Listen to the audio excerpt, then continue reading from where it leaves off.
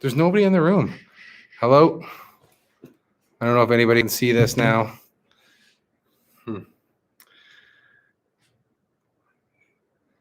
Yeah.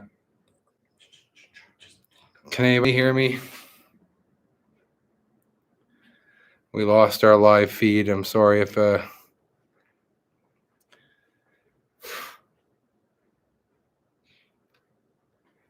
yeah, but there's nobody in the room.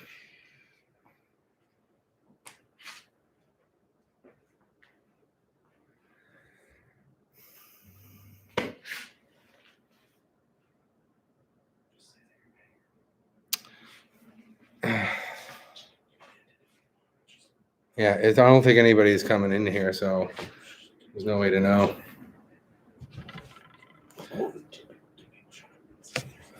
Two people showed up? Yeah. Can anybody hear me?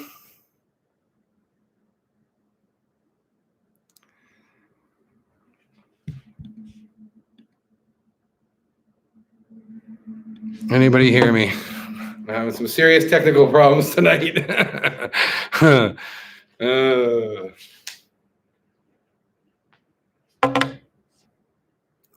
Anybody hear me? Oh my God. Nobody's on, nobody, there's nothing. Can they hear me? So you can hear me? Absolutely, okay. All right, so we had some technical difficulties tonight, and anyways, lost the first 15 minutes. We had a lot of people in the room. There's 3 of you, looks like now. I will go through all of this quickly so that you can kind of at least get an idea of what's going on. So heat pumps. This is kind of give you a high-level view of kind of like all the heat pumps that are generally geared around residential. We don't really have the commercial stuff in here, but we'll kind of go through it all. So, all right, I'm going to spin this a little bit, see a little bit more. Okay, so mini split heat pumps. This is kind of like our #1 thing that we sell. It applies to about 70% of Nova Scotia homes that don't already have ductwork built into them. Basically, this is a replacement for oil hot water baseboard, electric baseboard, anything like that. So the mini split heat pump is designed to basically effectively take heat from outside and move it to inside. And then the opposite happens in the summertime, where it's taking the heat from inside and moving it outside.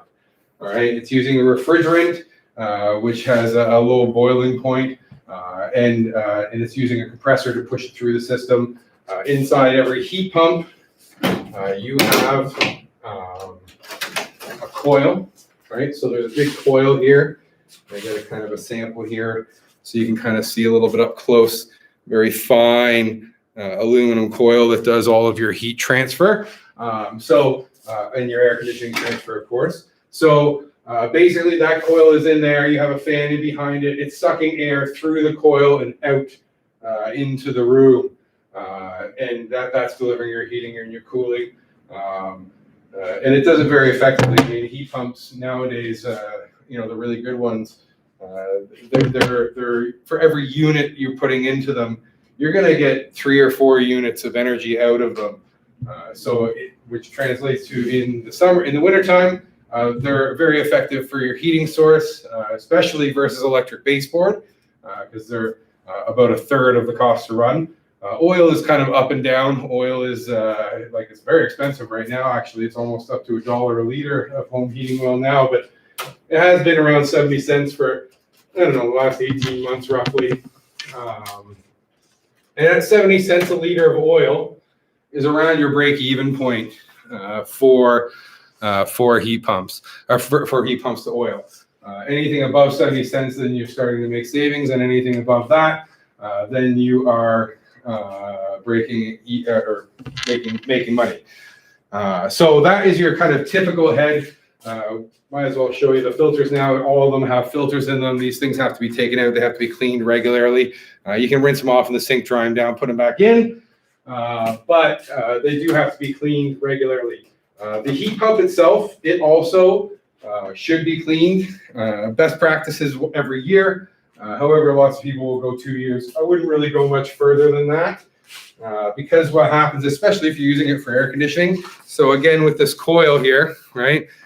Basically, very fine. In air conditioning season, this is getting really cool. And when that air is coming across this coil, what's happening is it's condensing on the coil, the moisture in the air, which gives you your dehumidification part of the air conditioning, right? But over time, that dirt gets through that filter, gets on that coil is wet, and then you're going to get something nasty over time. It doesn't happen right away. It's nothing to fear, provided that you take care of your machine regularly. Filters is a really big part of it. Another one in air conditioning season, not turning it on and off all the time. And then another type of heat pump. So that's your mini split. We also have ducted heat pumps. All right, these are for if you already have the ductwork in your house. There's a couple of ways this can be done. This can be I'm out of the picture here now. This can be done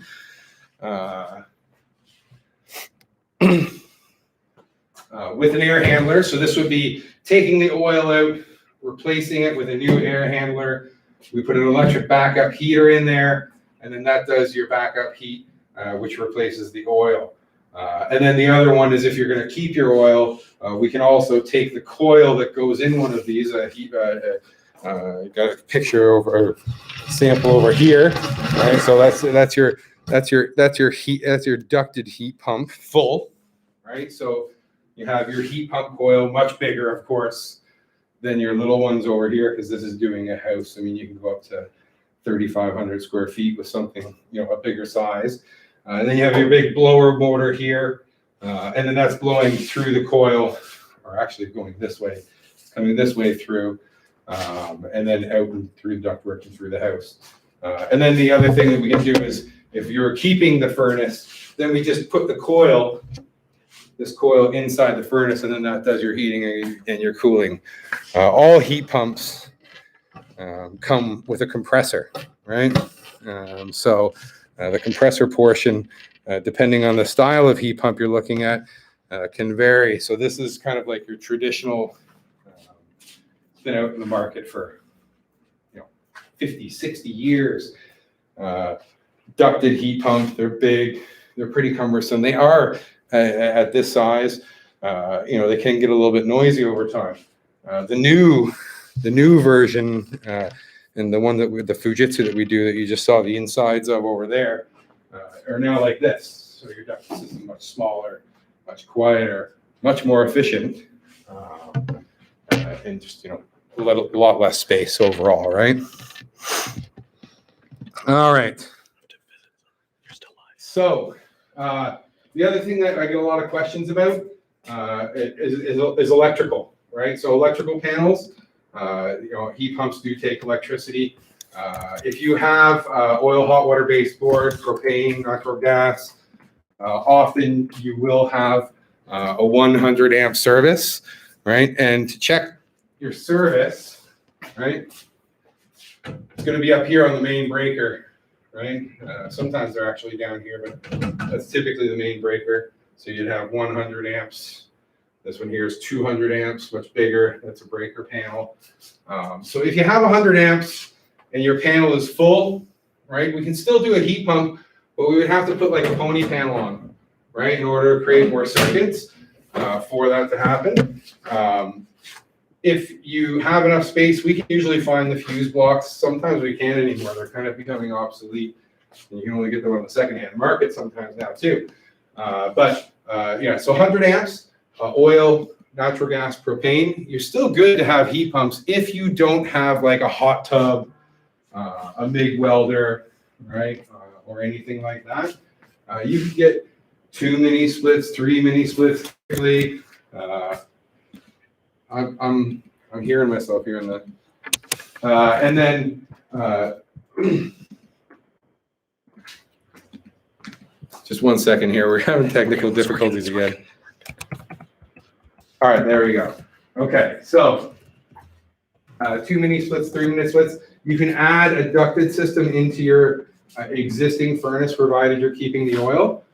However, if you're coming off of oil, that's typically going to trigger a service upgrade if you have 100 amps. So you're going to have to go from 100 amps to 200 amps, because if we're getting rid of the oil, we have to replace that oil with a backup heat, and that typically nowadays is electric, and then you combine that with heat pumps. 100 amps, heat pumps good, right? No hot tub.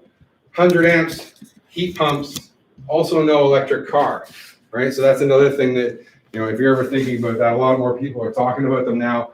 Electric cars are coming. 100 amps and heat pumps, they can't be done together. You need more power. So that could be something that you'd be looking at if you were looking at that kind of thing down the road. All heat pumps have the compressor, right? So another heating source that we use that kind of combines with, especially the mini splits, and also electric cars and things like that, are ETS units. So ETS units, right? They used to be huge. Most of us have seen them in somebody's house down the road, big gray, brownish, not very nice looking things. They've kind of condensed them and made them more room-to-room size. But this is what gets you on the time-of-day meter, right? So Nova Scotia Power's time-of-day meter is Monday to Friday from 11 p.m. until 7 a.m. Friday from 11 p.m. until Monday morning at 7 a.m. So your whole weekends, all your national and provincial holidays. It shows you half-price electricity for the whole house. Kind of cool.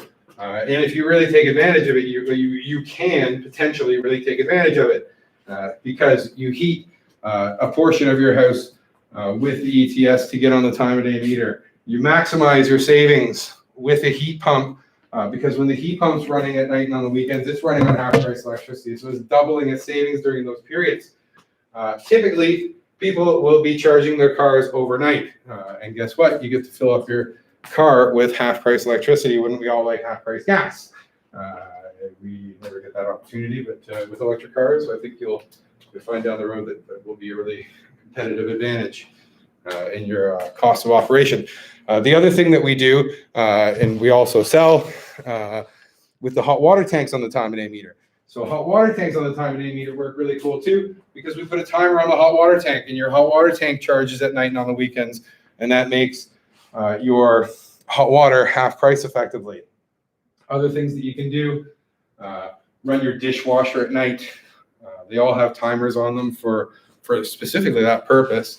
Run your do your laundry on the weekends. If you're doing that, I mean, you don't have to do these things, but they're just all savings. They're all good for helping, balance the grid, because that's eventually something that they're going to be having to do. Excuse me, I'm just getting a glass of water. So the mini splits, right? You have your outdoor unit, your indoor unit, or this runs up to your indoor unit, right? Typically on the outside of the house. There's a slim duct. It is paintable.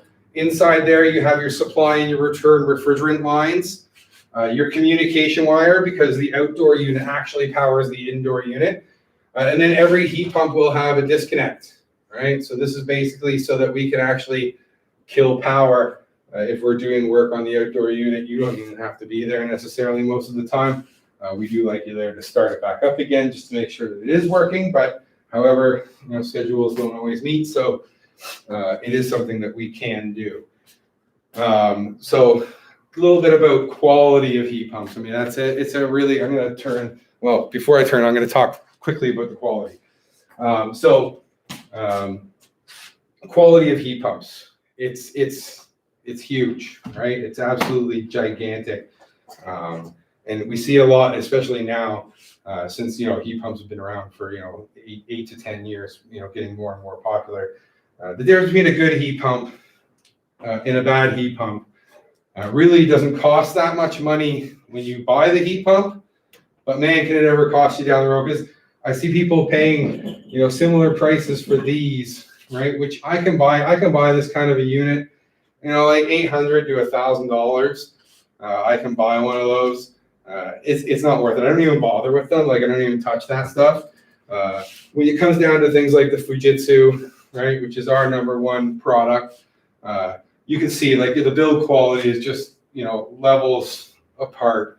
They're both the same. They're both the same age, roughly. Like this, just the insulation is just falling apart there. None of the circuit boards here are protected by any kind of covering. It's all protected, sealed in. Really nice insulation on the compressor, right? Other thing, right? This comes with a 12-year parts, 10-year labor warranty, right? Fujitsu does this, and they're one of only two companies in the city that I'm aware of that really have this warranty. They do it because they know that they're going to build this machine, they're going to build it for a long time, and then they're going to back it up when it comes down the end. These are just made, like, they'll put, if I wanted to buy a container load, they put my picture on there, they call it the Richard Ross Special, and I could sell them, and I could probably buy them for $600 then. But again, the problem is that these keep changing parts all the time, right? So in 4 or 5 years, when your heat pump breaks down, not only is the guy that sold it to you not going to be in business anymore, most likely, or the person, you are also going to find out that you cannot source parts for it anymore. All right, it's really bad, right? It's actually quite tragic. We actually rip machines out constantly for that purpose. It's not worth spending any money on fixing it, even if you can find the parts. But often you can't find the parts, so it's just toast, right? It's just toast. 4 years and gone. It's total waste. So for financing, pricing wise, roughly pricing. So a good heat pump, right? And for that comparison that we were talking to you about before, for the same heat pump and a Fujitsu that I can buy for $800 to $1,000, pay $2,500 for this, right? So unless they're selling their heat pump to you for like $2,000 less than what I'm selling you mine, it's not worth it. It's just not worth it. There's not a whole lot of money in selling heat pumps anymore. There's a lot of guys out there doing it, a lot of companies, but there's also a lot of companies that are no longer in business. And we end up getting a lot of them in the end. I mean, to give you an example, like 70% of our service calls to this day aren't even our customers, right? I actually have more customers from service than I do from sales. I never sold to them because once you buy these, a lot of companies out there, they don't fix them, right? They'll sell them, but they don't fix them. So that's another really serious thing that you have to think about. So that's kind of like the spiel. You know what? I forgot one unit. All right. So if you live in a 2-story house and you need to get multiple bedrooms, this is the attic ducted system. So this is a huge seller for us nowadays. We were kind of like one of the first to bring them over here and kind of really push them hard. But this goes up into your attic in a 2-story house, and then you basically have your machine that comes, there's your leads, right? There's your leads that go out, and then your ones that go out here, and they all go out to these vents, right, that are right here. So each goes into the rooms. You can have 4, 5, 6. I mean, you can have as many bedrooms as you want, really. But usually that's kind of 3, 4, or 5 is the typical number that we see. And then that way it goes boom, boom, boom into the bedrooms. It gets sucked back to the machine. It doesn't actually go into the attic. It's in a closed loop system that goes from the space through the machine back into the space again. And then that way you're going to be able to get all the bedrooms. Not a big fan of putting mini splits in bedrooms anymore now that we have this available to us. One, your cost per bedroom goes way, way down this way. You're actually properly sizing the unit for the space, whereas in bedrooms, if you're putting heads, they're all oversized 100% of the time. Bedrooms need like a 1.5 to 3,000 BTU unit. The smallest you're going to find out there is a 6. So they're all oversized. You're buying too much machine. And then not only that, but these heads, like, they're super quiet, right? Like, you really, when you're living, you can't hear them. You don't notice them. They fade into the background because they're consistent and they're on all the time. But if it's in your bedroom and it's oversized, right? One, the bedroom there's no noise in the bedroom when you're sleeping, right? You hear everything. So the other problem with it being oversized is what happens is the machine comes on, goes for a couple of minutes, does the room, then shuts off. And you've got this machine kind of coming in and out and in and out. And, you know, I do get complaints quite regularly about units in bedrooms. This, not a dicky bird. You don't hear nothing. This is in the attic, right? It's super quiet coming out the other side. You hardly even hear it. Again, arguments that I hear all the time are like, oh, well, what about draining in the attic? Well, in actual fact, this is one drain for one machine that does 4 rooms, right? This is one fan. This is one coil. This is one unit, right? If you have 3, usually 3 is the minimum. If you have 3 bedrooms, now you have 3 things that are draining inside your house. You have 3 fans that can go. You have 3 coils that can go. You have 3 machines that you have to replace when the machine does go down, because all machines eventually will go down. You know, it's just mathematically and financially, that's the way. Upstairs in the 2-story house is really typically not that much about heating anymore. It's more about air conditioning, because a lot of that heat that you generate on the first 2 floors kind of fills the upper floor. So you don't need that kind of extra heat up there, right? But you do need air conditioning, and that becomes more and more relevant every year. So there's kind of like my overall. If you have any questions, I'd be happy to answer them for you now. I'm very sorry about the technical difficulties earlier. I'm going to have to send out an apology email to everybody because we had more and less showed in the end. So does anybody have any questions that they wanted to ask?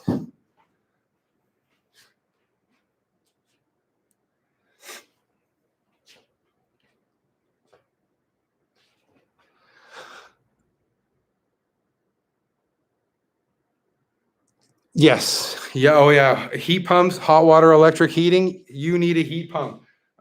Electric hot water heating is like literally the most expensive form of heating there is. It's even worse than electric baseboard because you have less control and you get a lot of heat loss with running through all the pipes throughout the house and whatnot. But yes, 100%, you should definitely look into a heat pump if you heat with electric of any kind. So the ETS, yes. So ETS.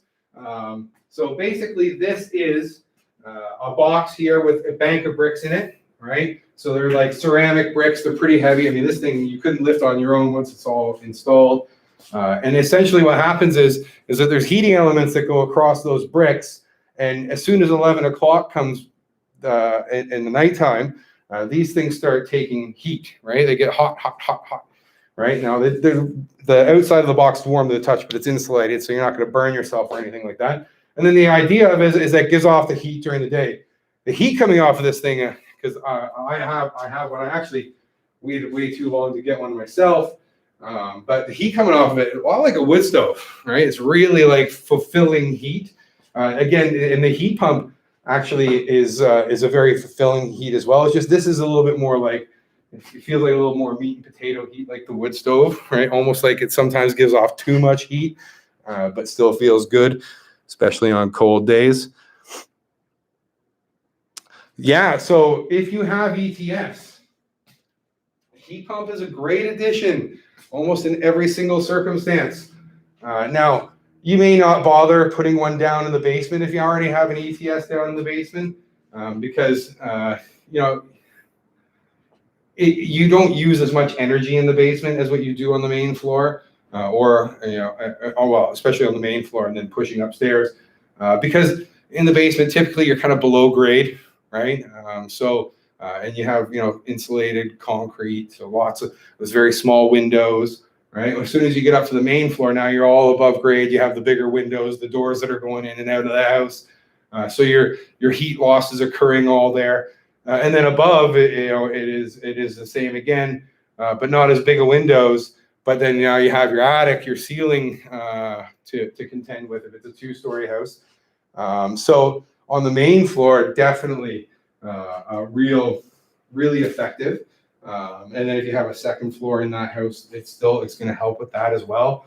But you're really not going to run both at the same time. You're kind of going to do one. You're going to run. It almost makes your ETS on whichever floor it is that you're putting it in obsolete, because you're actually going to get a better cost savings on running the heat pump, right? If you can imagine that Monday to Friday from 11 p.m. until 7 a.m. and then Friday from 11, so all the weekends long, 52 weekends a year, all the holidays and all the nights. When you add all those up and you're running your heat pump, right? And your heat pump is at a factor of 3 or 4 to 1, where your ETS is actually a 2 to 1 because you're charging it in half and using it at full. You'll actually use less energy overall. And when it's running at night and on the weekends, it's kicking butt, right? Like you're getting 6 or 8 to 1 at times running that while it's on the off-peak hours. Oil forced air heating and 100 amp. So basically, yeah, the ducted heat pump, right? All right, so that's one type of ducted heat pump right there. You have your outdoor compressor, your indoor air handler, right? So if you were going to keep the oil furnace, right, you probably don't have to do 100 amp. I can't guarantee it, but you probably don't have to do a service upgrade if you're keeping the oil. However, nowadays we find that most people are like, okay, my furnace is, if it's over like 12, 13 years, the furnace, I don't know if you want to really spend the money on putting a heat pump in there, because your average oil tank is 10 to 15 years. Your average oil furnace is around 25. And if you go and you put a heat pump in and you got to replace one of those things, right? They like an oil tank nowadays, I've heard recently, is like $2,000 or $3,000, which is absolutely nuts, just because they don't sell many of them anymore. But a lot of people who come off of oil, whenever they're going to do this now, we're doing less and less of those add-ons into the furnace every year and more full conversions. And then that would trigger the service upgrade if you're planning to get out of oil. I'm gonna grab the rock. Sit.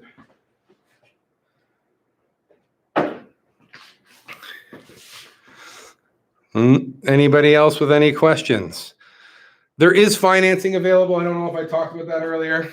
It's been kind of a stressful one for me because of all of our technical difficulties earlier. So financing is available. Nova Scotia Power does their on-bill financing. That is 7% from 3 to 10 years. The lowest cost financing, which I encourage people to go to really, is Credit Union Atlantic. They do 4.49%. That's the best rate that I've ever come across in this whole field. However, they want more information from you than what Nova Scotia Power is. What's your name? What's your address? What's your income? Done, right? They already have all of your information. Credit Union Atlantic is a little different. They're going to want to know more about you and your financial situation. But most of the customers that we deal with are homeowners, so usually it's not really a huge deal. And if you're talking, $10,000 purchase or $20,000 for that matter, it's a big difference in interest costs over the period.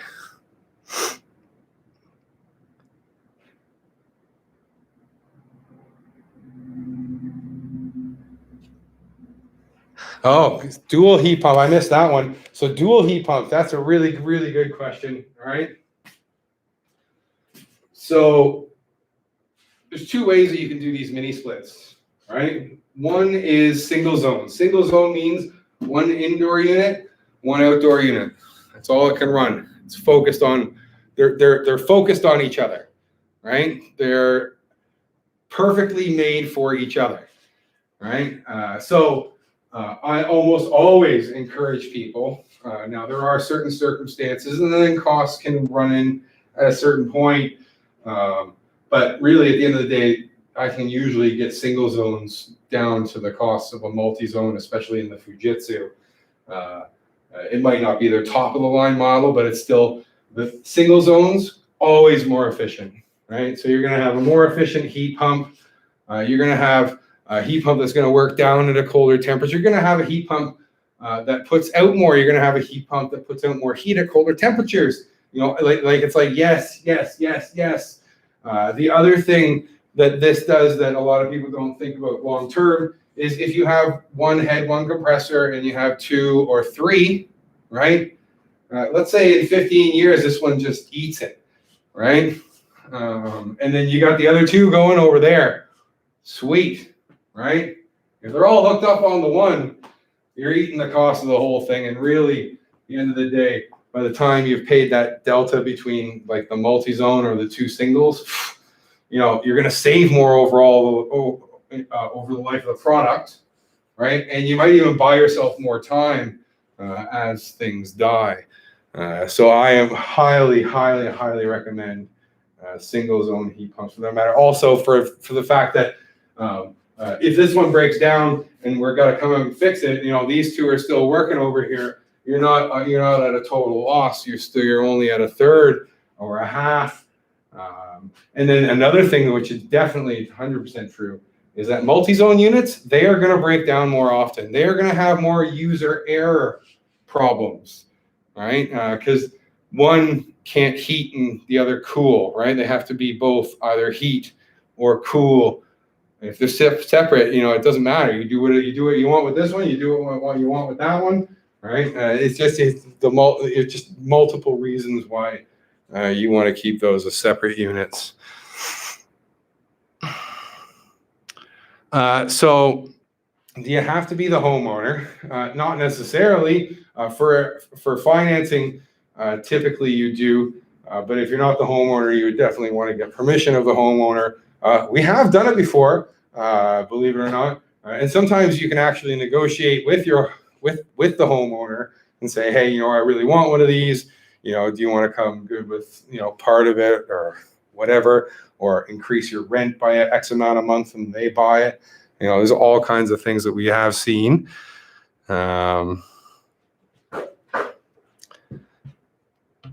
So backup heating and heat pumps, all right? Backup heating, 100% you need a backup heat, right? And it doesn't matter what heat pump it is. Doesn't matter how good a heat pump it is. You have to have a backup heat, all right? A heat pump compared to a furnace or a boiler is like a brain surgeon.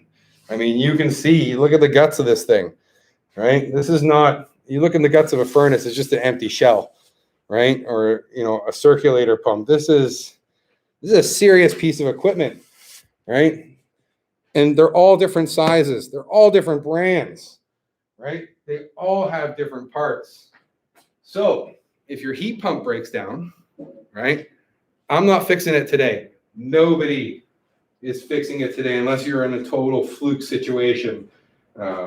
Really what happens is that your heat pump breaks down, you give us a call, we come out, find out what the problem is, then we got to come back, then we got to order the part, then we got to pick up the part, then we got to book you back in to come out and see it, to actually do the repair. I mean, this, depending on the time of year and depending on the season, can run, you know, a week, 10 days when it's really bad. I mean, when we have that first hot snap, the first heat wave of the summer, the first cold snap of the winter, you know, if I was getting 10 calls a day, you know, that night I'm getting 150 calls, right? So it just can't be like boom, boom, boom, boom, boom. It's just not the same. When it comes to the furnaces and the boilers and things like that, most of those people, they carry all the parts that can fix those things on their vehicles. So it's a matter of going in and changing an oil nozzle or a circulator valve or something like that. And they can carry them for any different brand of any different kind. These are specific parts for specific machines, and you need to specifically know how to fix them, right? They're not, it's just not the same, right? It's totally different ballgame. This is technology driven. You really do need to know what you're talking about.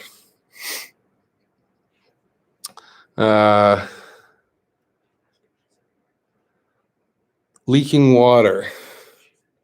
Oh, okay. No, it's not. Okay. Is Jacqueline Gahan in here? If power mass is at the point. Heat pump goes in the best location. It doesn't matter where the power is. We will get power to the heat pump. It's a very good question because kind of like the draw of a heat pump is its ability to kind of really cover a big space, right? But one of the drawbacks of a heat pump is when you put something in front of a heat pump. So if you're in a bedroom, there's a door in front of the heat pump. You can have it pointing right at the door, but it doesn't blow exactly through the door. It blows on either side of the door. It blows back into the room. It doesn't get around, right? When you're on the main floor of a house, often it's fairly open. So you know, if it's a 2-story house, you got the whole floor here like this with a staircase on either side or up the middle, and it'll go around the whole floor, right? If you have a choppy house and they're all single doors, you know, we really have to sit down and figure out strategically where we think it's going to be best to work. Can I get it on 100% of the floor 100% of the time? Not all the time. But we can cover pretty significant portions. There are some houses that I'll say, hey, look, unless you're really willing to do some renovations in here, there's no point in spending money on a heat pump, or I'm setting the bar, you know, down here as to the performance. You know, you'll still get some heat, you'll still get some air, but it's not going to go through that door into the kitchen, through the door into the dining room, right? It's no, it's not going to do that. You would have to have one on this side and one on that side in order to achieve it. And then space-wise, typically single zone heat pumps, you've got a 9, a 12, and a 15 or an 18,000 BTU, right? Fujitsu, it's 9, 12, and 15. 9 is 600 to 800 square feet. 12 is 800 to 1,000 square feet. A 15, 1,300 square feet up to. Anything above 1,300 square feet on one floor, 2 heat pumps, right? Not just a bigger heat pump, right? You know, and bigger is not better with a heat pump. A lot of people, oh, I know you. No.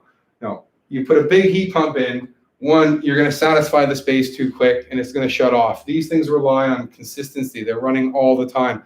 That compressor is an inverter, so it can run low. It's like driving on the highway in 8th gear, right? Your RPMs are right down at the bottom, right? If you go back to like these here, these ducted units, older ducted units now, are a single stage compressor. So it's very similar, like 100% on, 100% off, 100% on, 100% off.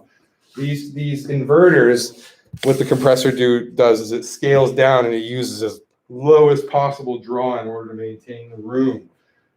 And that's where you're going to get your best heat, your best consistency, your best dehumidification for air conditioning in the summertime, your best accuracy and temperature readings, all of these things. These things are they're becoming so smart nowadays. It's absolutely mind-blowing. Like this Fujitsu one here, it'll even account the fan on the machine will even account for if you haven't cleaned your filters, it'll blow more air. I mean, like they're getting crazy nowadays. Leaking water from attic unit. All right, it's a really, really good question as well. All right, if you can see up here, it's hard. Right there where my finger is on the screen, there's a white pipe that runs from side to side, right? Let's just leave it there. Runs from side to side.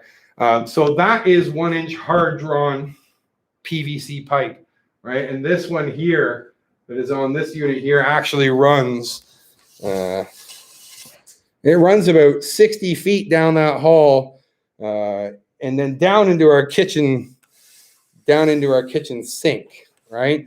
And it's on a grade. It goes down. It's hard PVC. So there is one thing that it really very rarely leak. Do you need these serviced? Yes. We come out and we check those things to make sure that you're not getting a clog or anything like that, right? I mean, you do. You need to have it serviced. Same with these. However, with these, right, I've actually found more problems over the years with those than I have with anything else, because the drain line is kind of like at that. It comes out the machine, it goes out, right? I've seen them kind of separate, right, over time. Rodents, right? We've seen everything. And if it separates and it dislodges the connection of the drain, right? It's inside the wall. First of all, we don't climb up the ladders to check those things or anything like that. When we're doing a cleaning, we kind of check the drain by pushing water down to make sure it is going and making sure it's coming out the other side.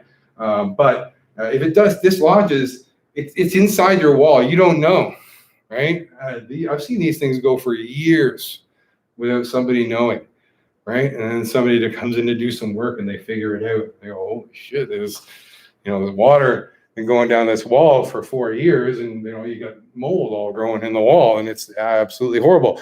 And then if you're doing that up in multiple bedrooms, now you got 4 opportunities for that to happen, whereas this is one opportunity for a problem to happen. Guess what happens when that drain fails right above the ceiling in your bedroom? You're going to know it right away, because it's going to, right? And the ceiling is really not that big of a deal. You always find the leak in an attic ducted system. Does it happen? Yes, but it happens equally, if not more, I would say actually more times with those than it does with those, because this is just all soft tubing that we use for this. More likely to have bugs crawl up it, right? And lay their spider's nest, and then the water comes down and it eventually into the machine again, right? So, anyways,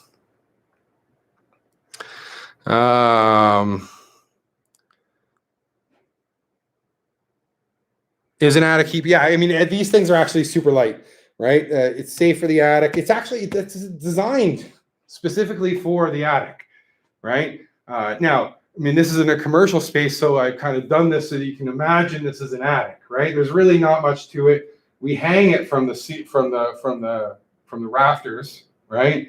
Or we build a stand on the joists, right? So it depends on the situation, of course. And then we do our pipe, right? We try and use hard drawn, like this is hard drawn pipe right here. This stuff right here, that's hard drawn pipe. And then we wrap insulation around it to protect the efficiency, and also so that they don't sweat when they're air conditioning in the summertime, because you don't want that to happen either. The actual unit itself is insulated as well. And then at the ends, we usually come out with the flex, right? So this is insulated flex as well. We usually use those kind of at the ends, so that it's sound dampening, and you're not going to get it. Like, I mean, you just don't even know it's running. It's just, you just know it's awesome, right? So,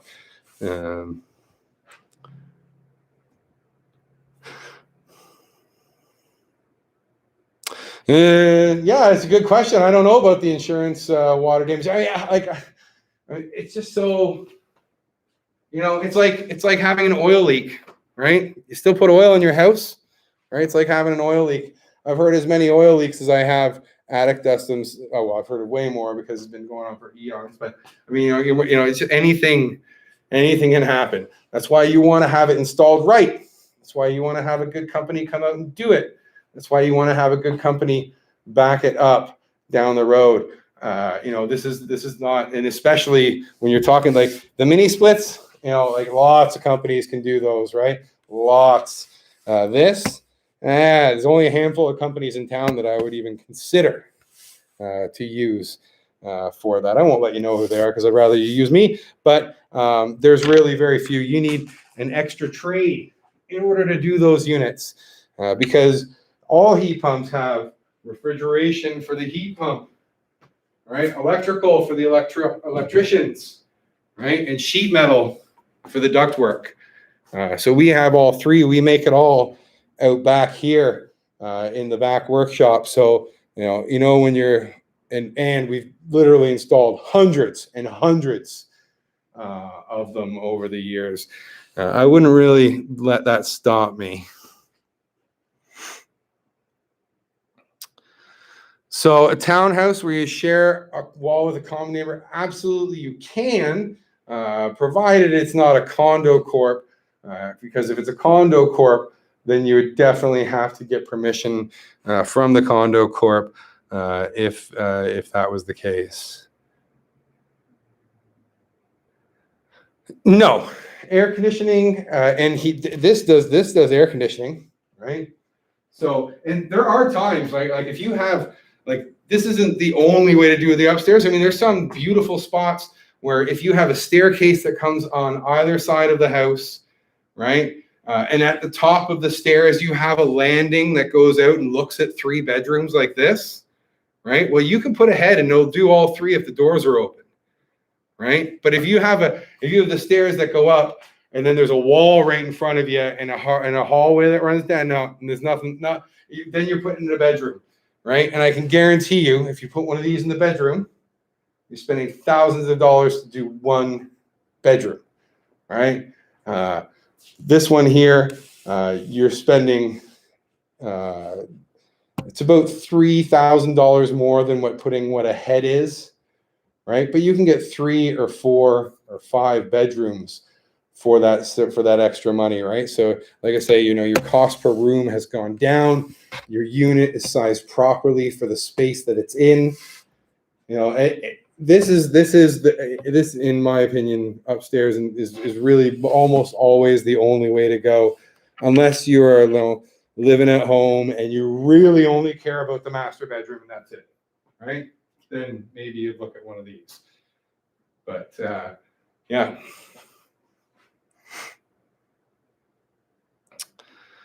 Oh, rebates on the attic unit. It's wrong, right? But unfortunately, that is just the way that they've called it. I don't know why, because to be honest with you, I don't think that they should give you a rebate for putting one in a bedroom, right? I think the rebate should be occupies a minimum square footage, like 400 or 500 square feet, because that's the smallest you can cover with one of these. Right? You can't just put these in any space. I mean, it's sized for a space. And like I say, in 9,000, I mean, 500, 600, 700 square feet, 800 square feet. I mean, even 5 is on the low end, but you can't get a single zone any smaller than a 9.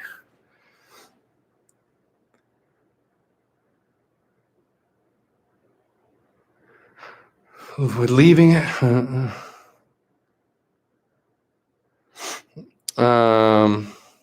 If a ducted unit is exclusively for heat, leaving it. Oh yeah, no, yeah, absolutely, yeah.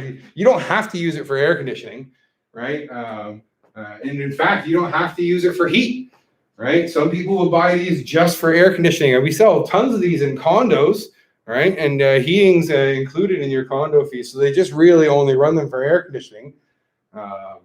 It's definitely, you use it for however you like, right? If you're leaving it shut down, I mean, they're built for outside. They don't have to be operating in order for them to be protected. They're powder coated. They're built for outside. I mean, this one here, we're actually troubleshooting this one here. And that's a 6-year-old unit. I mean, it's a machine that we've had a few issues with, but again, that's why you pick a good contractor, because we replaced that machine. We're trying to figure that one out. And that was 5 years after it was purchased, because Fujitsu came to the table and said, yeah, there's a serious problem with it. So anyways, how efficient is the attic unit? Again, upstairs in the attic on a 2-story house, if you're looking at heating wise, which is really kind of like when you're talking about efficiency, that's what we're talking about, is the heat, because that's where all the power is consumed. If you put a good heat pump on the main floor, it's not really about the efficiency of the attic. They're as efficient as putting one in a bedroom, right? They're no more, no less, I would say. But if you're doing like a single zone on the main floor, there's no comparison between this covering the main floor and creeping upstairs and this. Upstairs, when you're talking about heat pumps, really, I think you're more concerned about air conditioning than you are about, overall operating costs, because usually you can accomplish the same results with just one heat pump on the main floor. Right? So if it's purely operational costs and savings, right, don't do air conditioning upstairs, right? Because that's another operational cost. Air conditioning costs nothing, right? You can air condition your whole house for pennies a day all summer long. In heating, you're trying to bring it from 28 down to like 22, 21. That's kind of typically where people end up being. In the heating, I mean, last night it was minus 15, right? And we're trying to get to 20, 21. All of the energy is the heating side. You're going from down here to up there. That's where all the energy is consumed, is from the heating side. And if you do a good heat pump on the main floor, often most of that heat is going to go upstairs and do it most of the time. And this is more of a pickup for the really cold days. So it's not really working too hard in the wintertime. It's more the air conditioning side of things. And then again, the air conditioning side of things out of one of these attic ducted systems, totally different experience, because it's sized properly. That means it's going to run longer. That means it's going to take more moisture out of the air because it's sized properly. It's going to deliver evenly across all the rooms, right? This in your bedroom, again, it's oversized. So it comes on for a couple of minutes. It cools the air, yes, but then it shuts off. It doesn't get a chance to dehumidify, because the only way it can dehumidify is while that coil is cold, all right? And when that coil is cold, that's when that water is condensing on the coil. But if it's off, it's doing nothing. It's doing nothing. It's just waiting for the temperature to rise again. Whereas this is constantly, that coil is cool almost all the time, and it's just kind of trickling a little bit of cool into each room until it eventually satisfies the thermostat in a proper runtime cycle. So cost of attic for maintenance versus a regular is really not that much difference. In fact, I think it's actually basically the same. It's actually quicker to work on this. We don't clean the coils on these. All right, they're just too much. It would be too much work to do so. Same with the ducted systems. We wouldn't really clean the coils inside those units. We do, however, on these all the time, right? So this is just a little filter, right? So you clean the filters yourself, right? We come out every year, kind of give it a system check, double check that drain is not getting clogged, and really there's not a whole lot more you can do except for listen for ticks and noises and stuff like that. But like this one here, I think you definitely want to get done every year, especially if you're air conditioning with it. This one here, you can often get away with 2 years. Again, if you're cleaning the filters regularly yourself. But again, best practice is every year, right? Just set a date every year and get it done. Yeah. Any other questions out there?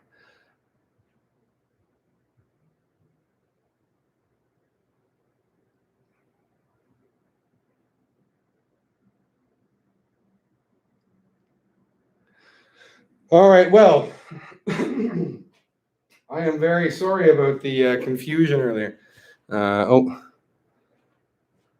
What size is needed for the attic? This size. It's basically, as long as the guys can get up there and move around, chances are we're going to be able to fit this thing in.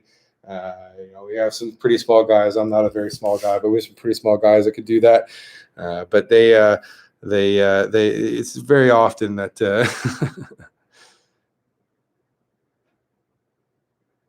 is there a unit on the yes. So essentially you'll have, like, for the attic ducts, you still have your compressor, right? And again, that compressor could be going to 1, 2, 3, 4 heads and the attic, right? Or you can have 1-to-1, right? Which is what I almost always recommend. One indoor unit, one outdoor unit. Whenever I'm looking at, like, if you're doing like it's especially the main floor of the house, single zone, like 100% of the time.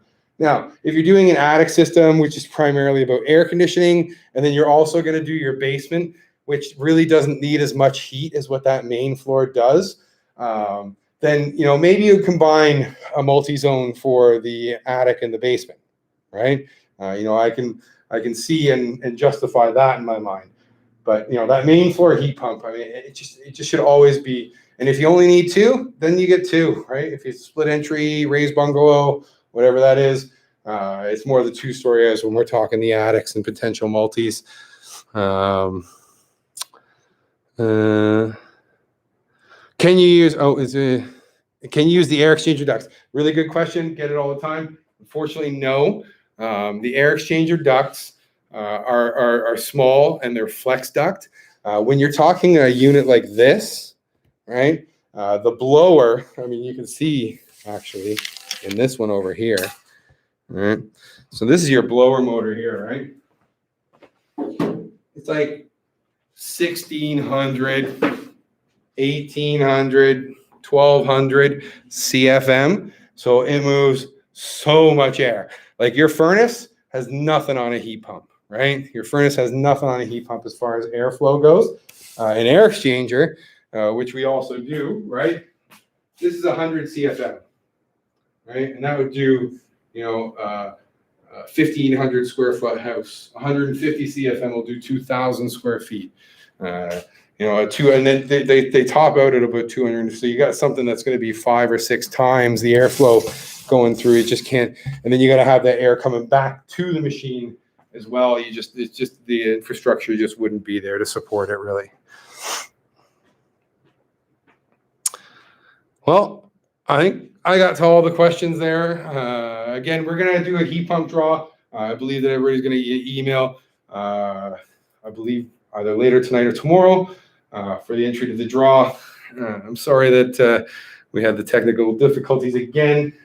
If you know anybody who's thinking about a heat pump, I'm doing one next Wednesday and the following Thursday. We will be running these throughout the year as well, and encourage people to come along. You kind of.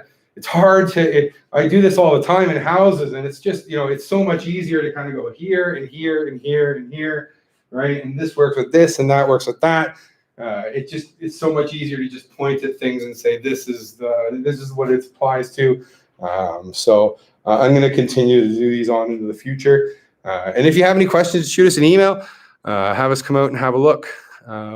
Can we replace an old air exchanger? Yes, we do. We do that all the time. We replace air exchangers all the time. Typically, your average cost is going to be somewhere around $1,600. If it's a big house, it might be a little bit more, but that's typically your installed cost. And that's about it. Again, thank you very much for attending, and give us any questions. I'm here all the time. My name is Richard Ross, and thank you very much for coming. All right, have a good night.